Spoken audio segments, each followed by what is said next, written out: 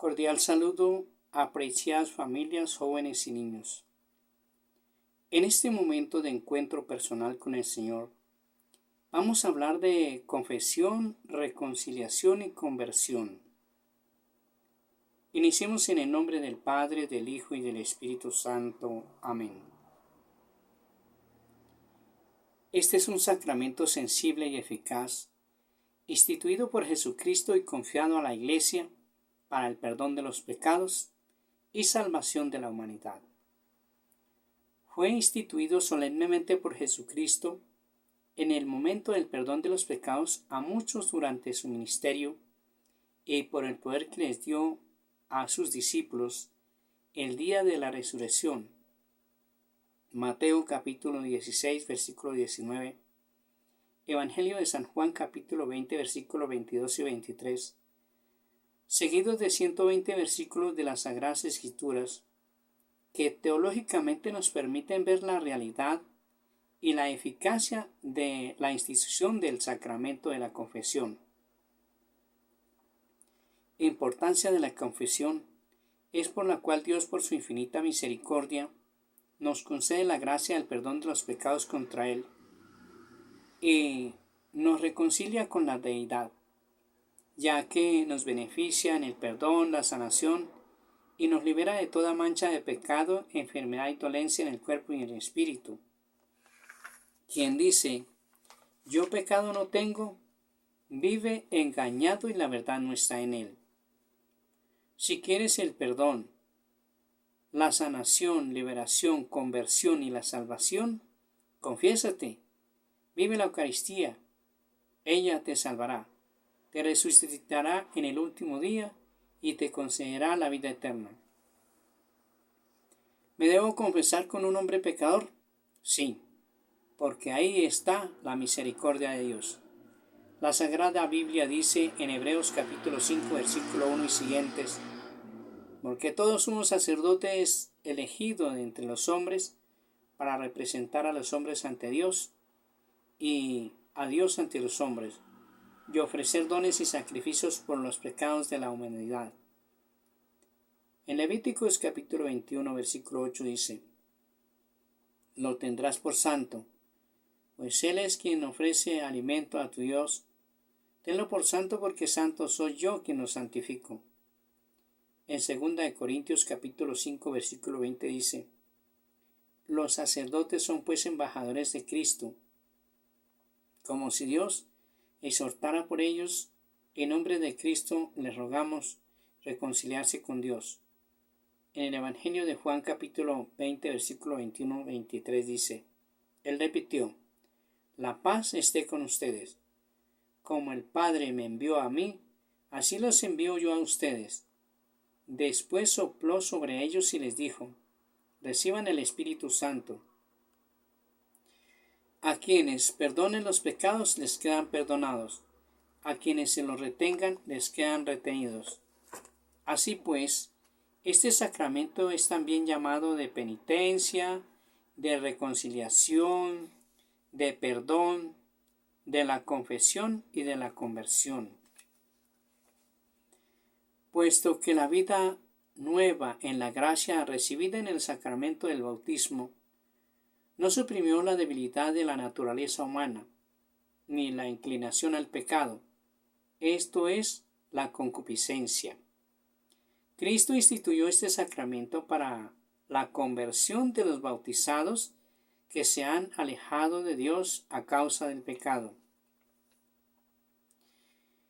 El Señor resucitado instituyó este sacramento cuando la tarde de Pascua se mostró a sus apóstoles y les dijo, recibid el Espíritu Santo, a quienes perdonen los pecados les quedan perdonados, a quienes los retengan les quedan retenidos.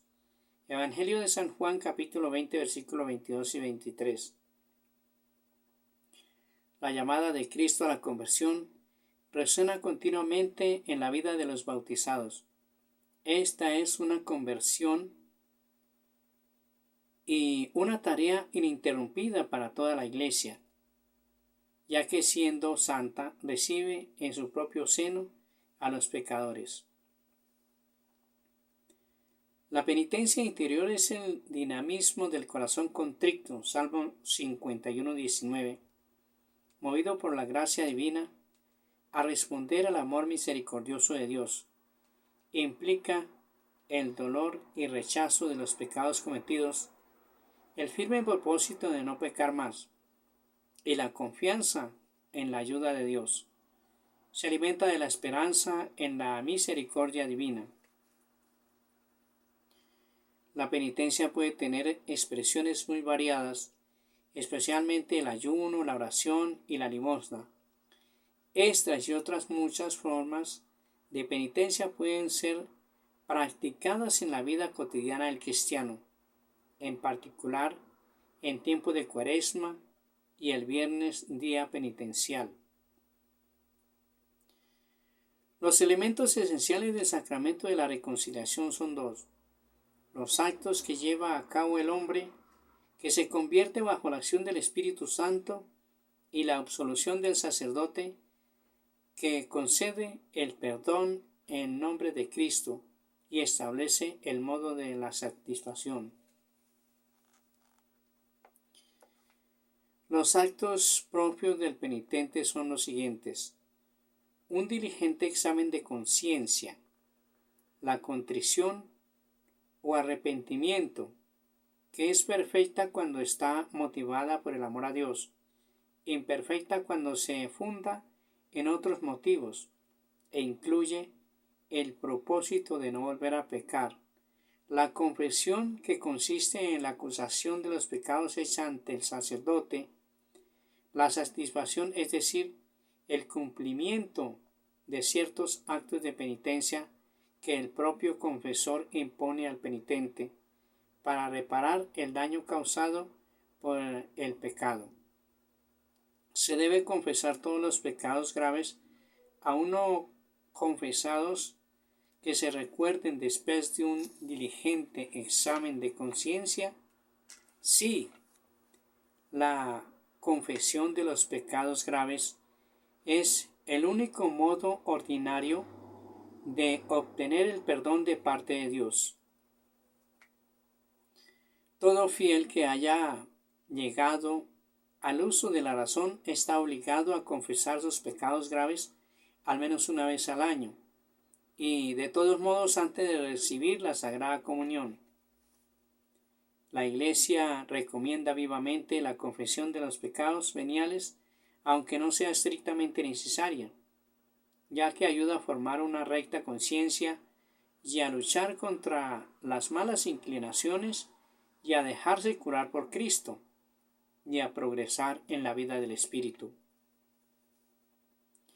Cristo confió el ministerio de la reconciliación a sus apóstoles, a los obispos, sucesores de los apóstoles, y a los presbíteros, colaboradores de los obispos, los cuales se convierten, por tanto, en instrumentos de la misericordia y la justicia de Dios.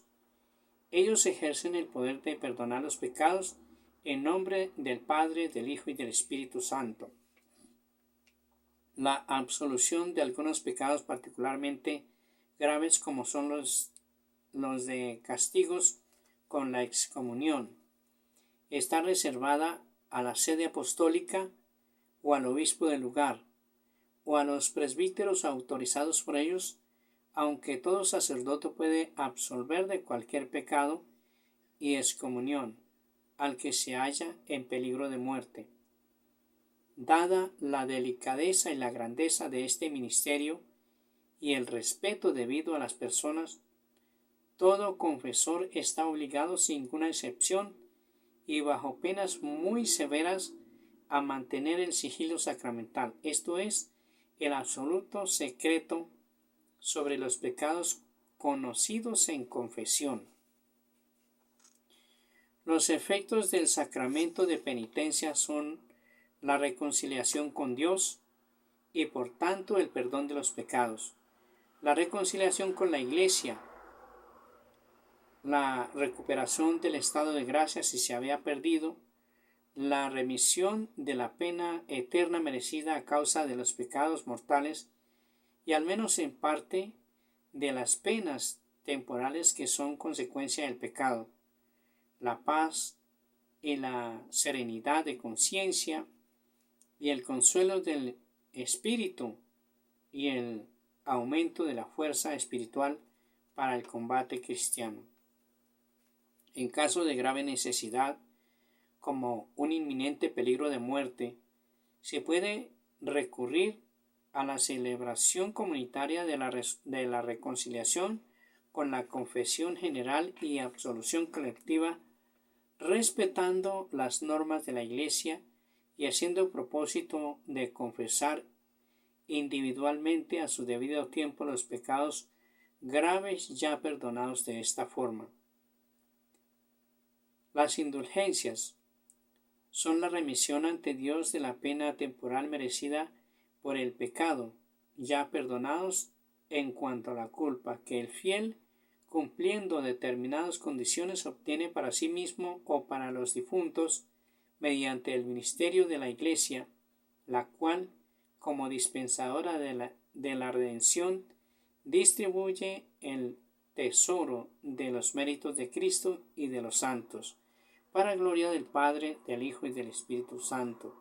Bendiciones infinitas en el nombre del Padre, del Hijo y del Espíritu Santo. Amén.